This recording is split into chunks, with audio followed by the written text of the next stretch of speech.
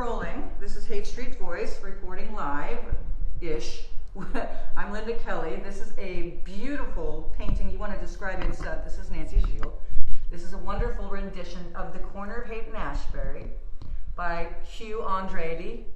Yes. And we are looking at Norm Larson, who donated this building to become a national treasure. And we are now standing inside that top 2 floors of that white part of the building area. And here's Nancy with her awesome tie-up. Hello, and welcome to the Doolin Larson residence. Just a quick bit about its history. I know you know this, Linda, but not everyone knows this.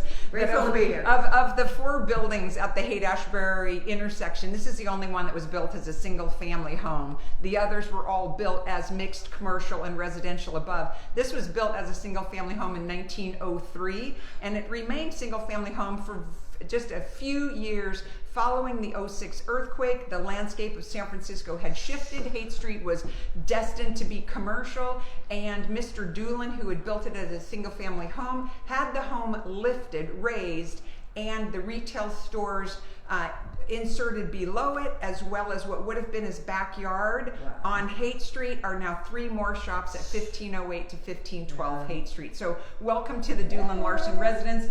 To my left here, this double hung window is where the front door would have been to the house, with a recessed entry down to Ashbury Street. So we're here at 557 Ashbury at the intersection with Haight Street.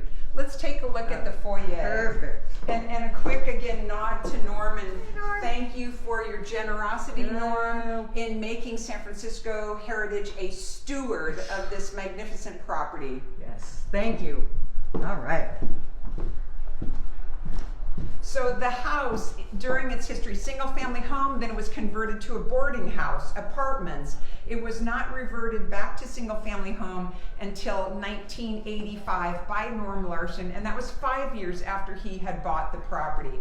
Today, as you see it, it's furnished exactly and decorated with the decorative arts exactly as Norm Larson had left it. San Francisco Heritage is now in the process of creating a vision for the property that will open it up to the public, but also use it as an umbrella to educate people about the counterculture, not only the counterculture and its birth in the 1960s, but the relevance of the counterculture today, whether that's civil rights, civil liberties, healthcare, the environment, sexual identity, a very broad umbrella of counterculture themes. And music and fashion. And music and art and fashion. Absolutely. And let's take a look at some of that. All right, perfect. Awesome sauce.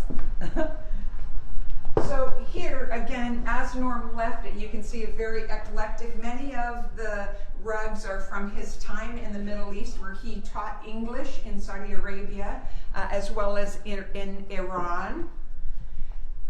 But there's a couple of significance here. This poster, you would think, is probably not very impressive if you don't know about posters, the Paul Butterfield Blues Band, but that is the 3rd show that Family Dog did, and this is at the Fillmore Auditorium. And in fact, Paul Butterfield is the musician that led to the rift between Chet Helms and Bill Graham, and it was following this that Chet Helms split off from sharing the Fillmore with Bill Graham and ended up opening the Avalon Ballroom. And Family Dog. And the Family Dog, yes. And so this is significant, being the 3rd concert ever that Family Dog had produced.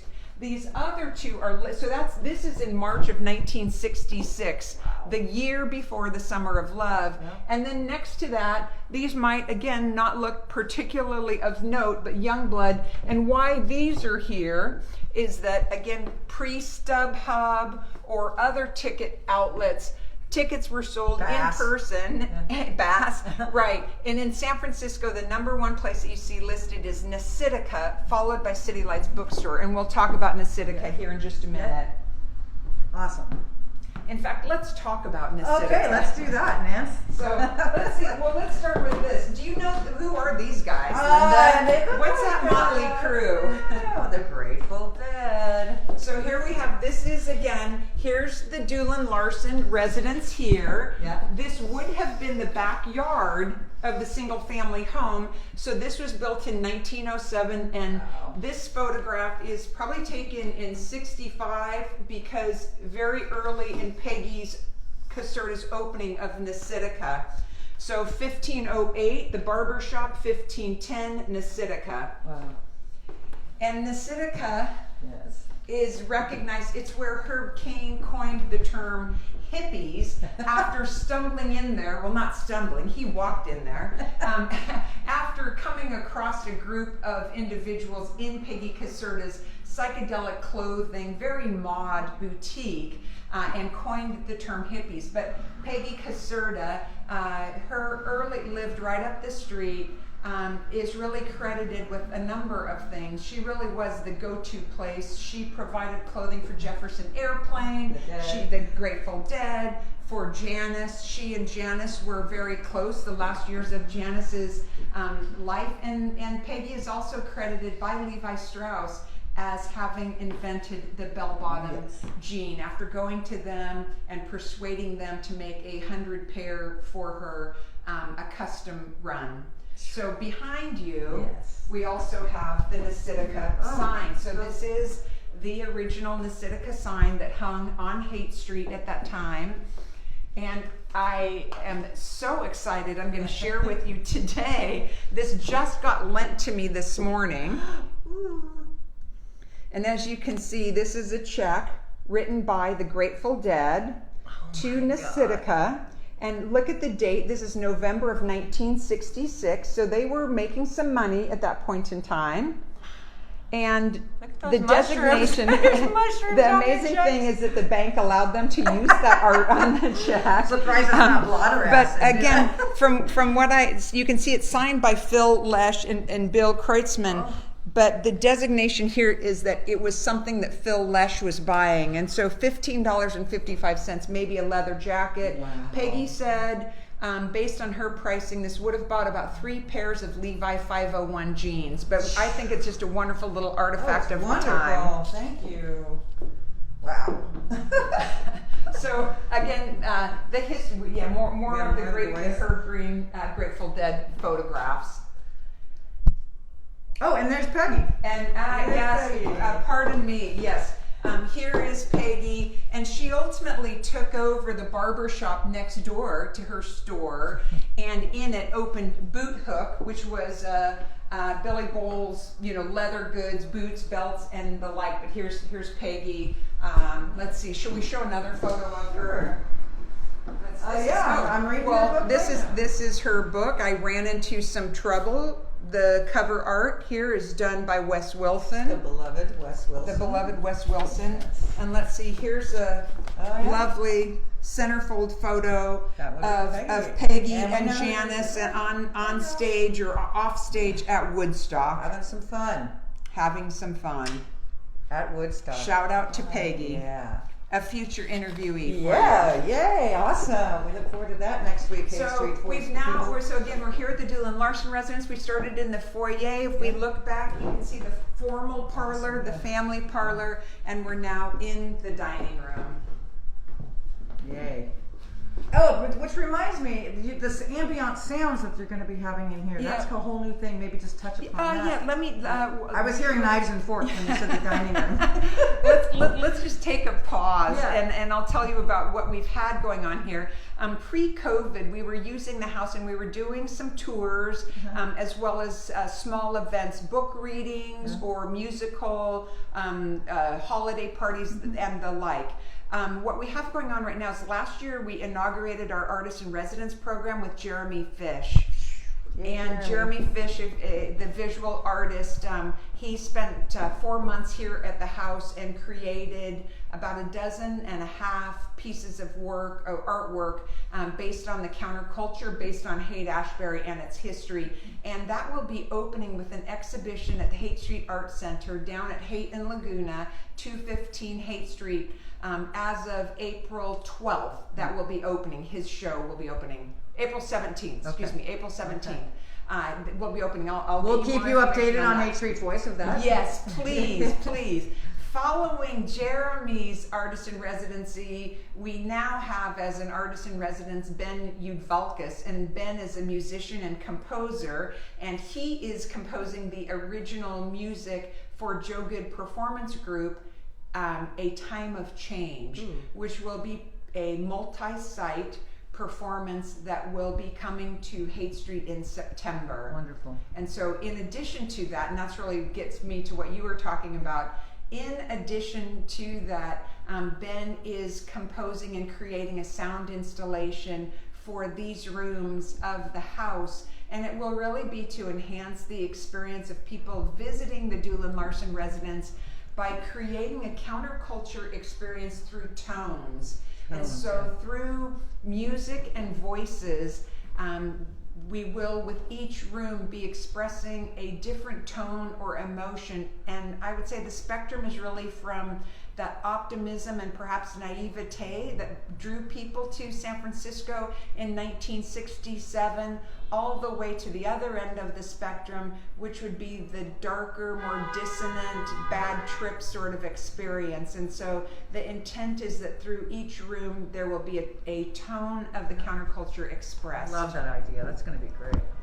We're very excited about it. Which kind of leads me to my question to you the other day, is that I was wondering what the heck's going to happen with this building, and is it going to be a museum? And you know, I think a lot of people think it's going to be a museum or something like that, but the issue, and I'm glad to hear that that's not the case. It's not going to be buy your tickets. I think it's going to be an anti-museum. Yeah, I think in effect it will be an anti-museum. As of now, like I said, our vision, because of the pandemic, had to change a bit. So we are still working through that, but I would say I think I would describe it as an anti-museum, but we take very seriously both the responsibility and the opportunity that we have here. You know, there really is only one intersection of Haight and Ashbury, and so I think that the goal is that we do provide a place to educate and illuminate, and that's not just for tourists, that's for Bay Area residents and even San Francisco residents of what happened here and what is the significance of the counterculture, not 50 plus years ago. What is the significance of those same concerns from 50 years ago today? Right. Again, whether it's healthcare, the environment, so people can civil come rights. feel that there is the magic is still here. I'd like to say, right? You know, And, it is here, and instead of opening the doors to the masses, you're opening the doors with integrity for Norm, first of all, integrity to the whole thing, and it'll be a certain amount of people that can come in at a certain amount of time, right? And via internet. It's not merely about this building, as you know, up the street you have the Grateful Dead house, you have where Janice, you know, there's so many, and there's beautiful architecture. Stanley Mouse lived, Stanley Mouse, all of that. And so we also are hoping through our storefront retail to be a go-to place, to be the kickoff spot for tours or greater understanding. So we'll get into the storefront. We need to get into that later, but let's finish this. I interrupted you, but we're freeform here, people, right, Nance? Absolutely. Wow. And here we are in one of the two kitchens here at the house, and I think we would be doing a disservice if we didn't give a quick look at 500 Cap Street, which is David Ireland's. It was a rundown Victorian at 20th and Cap Street in the Mission when David Ireland bought it and turned it into his home as well as his studio. And he was a conceptual artist, and you can see here what he did was he stripped the walls back to the original plaster and he applied lacquer to them. And this is open to the public and a really interesting place to visit. But Norm was inspired by David Ireland, and so here what he did was stripped this kitchen back to the 1903 plaster with the ghosts of the cracks of the 1906 earthquake. Wow. And you know, is there some visual artistry that's been applied here? I'm quite sure there may have been, but I think you get the idea. So. Gorgeous. Gorgeous, gorgeous.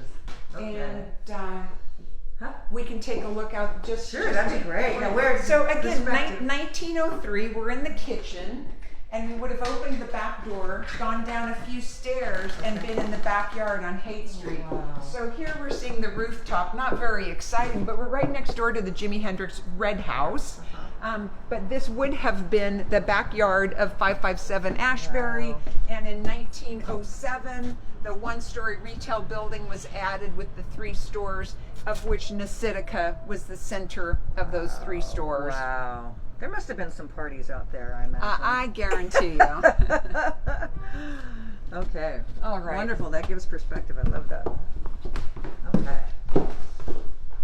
And thank you again, Nancy, for all of this. Oh, We yeah, still got more to go, Yeah, kids. really, and I going back, I really just want to emphasize, we are, San Francisco Heritage, absolutely committed to contributing to the vibrancy of the Haight-Ashbury in all respects, as a neighborhood, also as a commercial district. And that's why we're partnering with Joe Good Performance Group. And I should also give a shout out to Seth Eisen of iZen.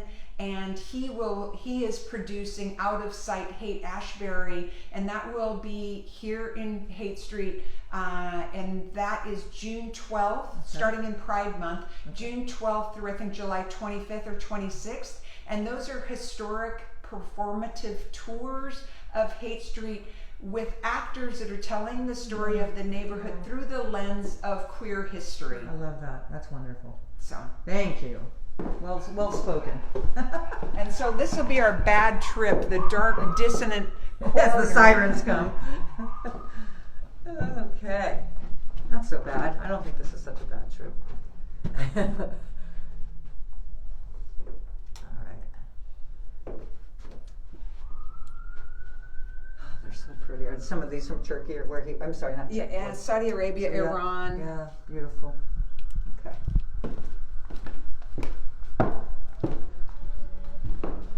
This is so wonderful. Here, kids, I'll show you the sign out here. I can call you kids, can't I? Haight Street Voice audience. There's the infamous sign right here. Okay. Full circle. All right, I guess, are we going to go upstairs? Would you know what? Do you want to save that for another time, and then we can do a part 2? Okay, you know what? And Let's we'll do show that. you Yeah, the I love that. upstairs I and love the that. attic. Okay, and, here we go. And just as a preview, what you will see upstairs is more of what you've seen here, but that's where we have our artist in residence living, and then above that we've got a fantastic, and I know you've been up there before, Yeah, Linda, the attic, which I really think of as having been a salon for many years, a place to listen to music, a place to meditate, a place to examine your navel. I don't know. On that note, thank you, Nancy. We'll be back for part 2, everybody. Yay, much love. Thank you. Bye.